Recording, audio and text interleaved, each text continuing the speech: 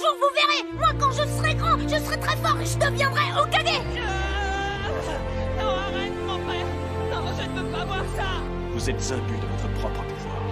Vous régnez sur le monde, ivre de paix et sourd à la souffrance des autres peuples. Rendez-nous Sasuke tout de suite. Vous allez le regretter. Je n'ai pas peur.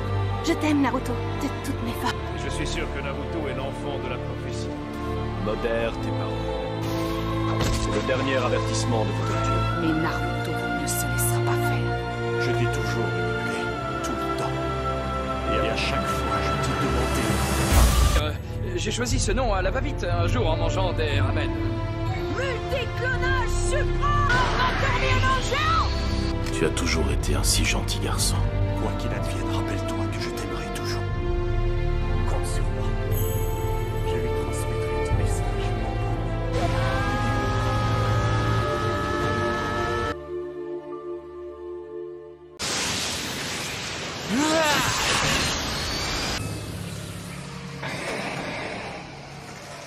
Bonjour à toutes et à tous, j'espère que vous allez bien, que tout se passe pour le mieux pour vous. Bienvenue sur la chaîne, je suis Animarium. Aujourd'hui on se retrouve pour une nouvelle vidéo sur l'univers de Naruto et aujourd'hui on se retrouve pour la suite de cet examen de sélection des Chunin pour les génies. Et aujourd'hui on se retrouve pour le combat numéro 2 qui va opposer Rock Lee à Neji Hyuga. Un combat que nous tous nous aurons bien évidemment aimé voir dans le manga et même dans l'anime. Du coup les amis, on va entrer dans le vif du sujet de notre vidéo sans plus tarder. Alors les gars, on va directement commencer par la présentation des deux parties opposées et on va commencer par présenter les principaux atouts et défauts du personnage de Rock Lee. Alors Rock Lee est un personnage qui se bat uniquement en utilisant l'art du taijutsu. Il ne connaît rien des autres arts, il ne connaît que le taijutsu.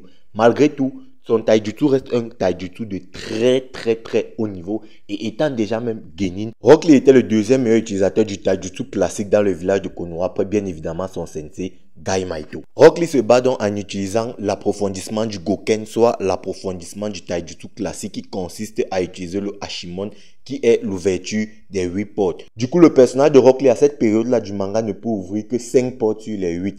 Le taijutsu de Rock Lee est donc un taijutsu très puissant mais qui use énormément. Comme je le disais, dans le Hashimon est représenté par 8 stages et chaque stage représente une porte céleste. Et plus tu ouvres de portes, plus tu deviens puissant. Et plus tu deviens puissant, plus tu as de chances de mourir, étant donné que, comme je l'ai dit, l'ouverture des 8 portes célestes consume la vie de son utilisateur. Ça réduit donc grandement l'endurance au combat de son utilisateur. La première porte se nomme la porte initiale, la deuxième porte se nomme la porte de la guérison, la troisième porte c'est la porte de la vie, la quatrième porte c'est la porte de la blessure, la cinquième porte c'est la porte de la rétention, la sixième porte c'est la porte de la contemplation, la septième porte c'est la porte de l'extase et la huitième porte c'est la porte de la mort. Voilà donc les 8 portes qui constituent le Hashimon qu'utilisent Lee et Gai-Maito. Du coup, Rock Lee ne peut donc que s'arrêter à la 5e porte qui est la porte de la rétention. Cette technique des 8 portes confère donc à Rock Lee une vitesse surhumaine qui dépasse largement la moyenne et une force physique qui devrait elle aussi normalement dépasser et de loin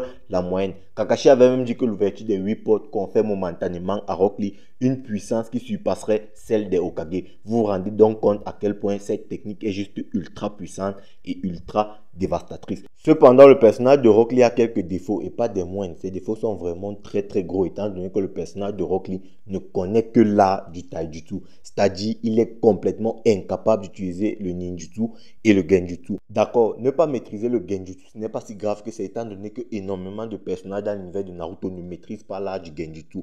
Mais le ninjutsu, franchement, c'est grave étant donné que le ninjutsu, c'est un peu la base de l'univers de Naruto. C'est-à-dire, tous les personnages de l'œuvre Naruto maîtrisent à minima le ninjutsu. Et donc, Rock Lee ne maîtrise aucune technique ninjutsu.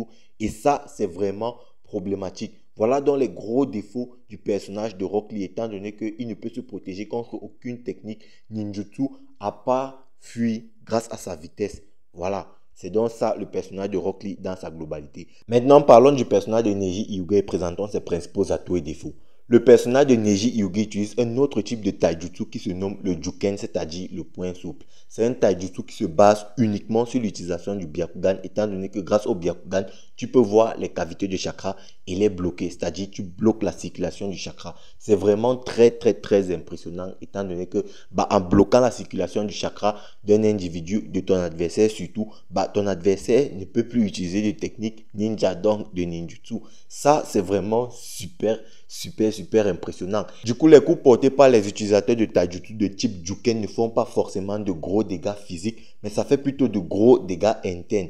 Du coup, comme je l'ai dit, grâce au taijutsu Juken, l'utilisateur est capable de bloquer les cavités de chakra et empêcher la circulation de chakra. Le personnage de Neji maîtrise donc cet art et le personnage de Neji possède aussi le Byakugan, qui est un dojutsu qui permet de lire les cavités de chakra, qui permet de voir à des distances vraiment exceptionnelles et qui n'a presque pas d'angle mort étant donné qu'il voit à 360 degrés. C'est-à-dire l'angle mort du Byakugan, il est tellement fin, tellement maigre que franchement, il faut avoir une dextérité de fou pour pouvoir apercevoir cet angle mort là, ce défaut du Byakugan. Ce qui fait donc que le personnage de Neji en défense, il est donc extrêmement fort étant donné qu'il peut voir sur des kilomètres à la ronde des attaques venant de nulle part. C'est-à-dire tu ne peux pas le prendre par surprise étant donné qu'il voit même dans son dos. C'est vraiment très impressionnant. Neji est donc capable de libérer le chakra par les pores de sa peau, ce qui lui confère une défense vraiment exceptionnelle. Je sais que là, vous êtes en train de vous dire que j'abuse, mais en fait les gars, je n'abuse en rien. Étant donné que si on prend par exemple le cas d'un personnage tel que Obito ou Tobi, comme vous voulez, imaginez un peu, Tobi réussit à toucher Neji et veut utiliser sa technique Kamui sur Neji. Neji n'aura qu'à utiliser le chakra des pores de sa peau pour réussir à se défendre de cette technique Kamui de Obito. C'est pour vous montrer à quel point le personnage de Neji défensivement, il est juste extrêmement fort. Il maîtrise une technique telle que le Kaiten, qui est un tourbillon de chakra qui lui permet de repousser toutes les attaques, qu'elles soient à distance ou rapprochées. Donc le personnage de Neji défensivement, c'est vraiment une grosse dinguerie. Maintenant offensivement, il n'est pas non plus à laisser derrière étant donné que Neji maîtrise les 64 et même les 120 coups de poing du hake. C'est donc la technique ultime des Hyuga qui permet de faire des dégâts à la fois internes et externes, c'est-à-dire internes en bloquant les cavités de chakra et externes, c'est-à-dire en portant des coups vraiment, on va dire, qui font mal en fait. Donc le personnage de Neji, offensivement comme défensivement à son niveau, c'est vraiment un truc de fou. Il a une très bonne maîtrise de son chakra. Bref, le personnage de Neji, il est vraiment très puissant. Les deux personnages étant présentés, qui des deux est donc le plus puissant? Bon, si on reprend le contexte, on sait que lorsqu'ils étaient petits, Lee était bien trop loin du niveau de Neji. C'est-à-dire, le rêve de Lee de base, c'était de pouvoir vaincre Neji, étant donné que Neji était considéré comme étant un génie, là où Rock Lee était considéré comme étant un raté. Neji se sentait extrêmement supérieur à Rock Lee. Mais le truc, c'est que ce rapport d'infériorité de Rock Lee sur Neji a été établi lorsque les deux personnages étaient encore des gamins. Du coup, Neji ne savait pas forcément que Lee avait énormément évolué suite à un entraînement secret et très intensif de Gai Sensei. Donc, le personnage de Rock Lee avait développé énormément de pouvoir et beaucoup plus de puissance. Du coup, à mon avis, il n'y avait plus un tel écart entre Neji et Rock Lee. Si bien qu'on peut penser aujourd'hui que Rock Lee, avec son taijutsu, avait de grosses chances de vaincre Neji Hyuga. Donc, si les deux personnages doivent s'affronter dans un combat en 1v1 à mort, je dirais que le personnage de Rock Lee, bien que très puissant, bien que son taijutsu soit vraiment très puissant et il lui confère vraiment une puissance et une vitesse extrême, le personnage de Neji, lui, il excelle dans la défense. Défensivement parlant, Neji, il est extrêmement fort. Neji, franchement, comme je l'ai montré dans cette vidéo un peu plus tôt, Neji, il est très fort défensivement. Donc, on a donc deux personnages dont un est extrêmement offensif et l'autre est extrêmement défensif. C'est-à-dire, même si Lee venait à ouvrir la 5e porte et Neji, grâce à son Byakugan, il peut voir les attaques de Lee, il peut voir les attaques de Lee venir et il a la vitesse nécessaire pour y réagir. Même si on peut penser que derrière, Lee au final va finir par submerger Neji de par sa vitesse, j'ai quand même confiance au Kaiten de Neji, c'est-à-dire à son tourbillon divin du hake, qui va permettre de repousser Rock Lee. Maintenant, dans l'absolu, on pense que le personnage de Rock Lee va réussir grâce à sa vitesse issue de l'ouverture des portes à traverser cette magnifique et impénétrable défense de Neji. Le problème de Rock Lee, c'est que ses coups, malgré qu'ils sont très rapides, ils ne sont pas très puissants. Comme on a pu le voir dans le combat qu'il opposait à Gaara. Les coups de Rock Lee étaient très rapides, mais ce n'était pas très puissant étant donné que Gaara n'a même pas fini le combat KO. Il avait le temps de se relever et il avait encore la santé, on va dire, pour entamer un autre combat malgré tout ce qu'il avait mangé. Donc on peut remarquer que à cause de sa condition d'enfant, ce qui fait en sorte que bah, les mains d'enfants sont beaucoup plus fines que les mains des adultes. Du coup, les coups ne pèsent pas assez. Donc, le personnage de Rock Lee n'avait pas la puissance physique nécessaire pour pouvoir faire de gros dégâts à Neji Hyuga. C'est pourquoi lorsque je présentais le personnage de Rock Lee en début de vidéo, je vous ai dit que l'ouverture des 8 portes devrait, et j'insiste sur le devrait, conférer à Rock Lee une puissance physique vraiment au-dessus de la moyenne. Et si j'ai dit devrait, c'est parce que je sais pertinemment que le personnage de Rock Lee, à cause de sa condition d'enfant, ses coups ne sont pas normalement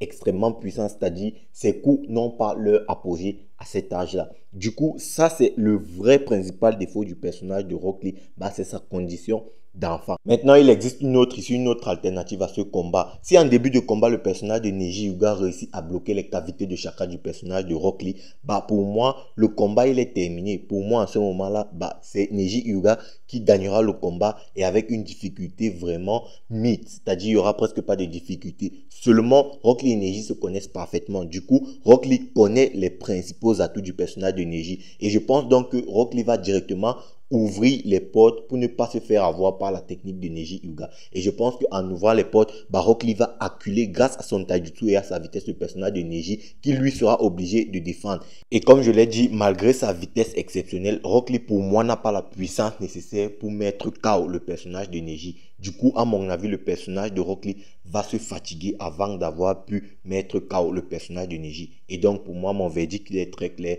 Rock Lee versus Neji, c'est un combat extrême diff, mais extrême diff pour Neji Hyuga. Les amis, la vidéo est arrivée à son thème. J'espère qu'elle vous aura plu. Du coup, c'est donc Neji qui va rejoindre les quarts de finale de cet examen de sélection des Chunin pour les génies. Donc, le deuxième quart de finaliste après Nagato, c'est bien évidemment Neji Hyuga.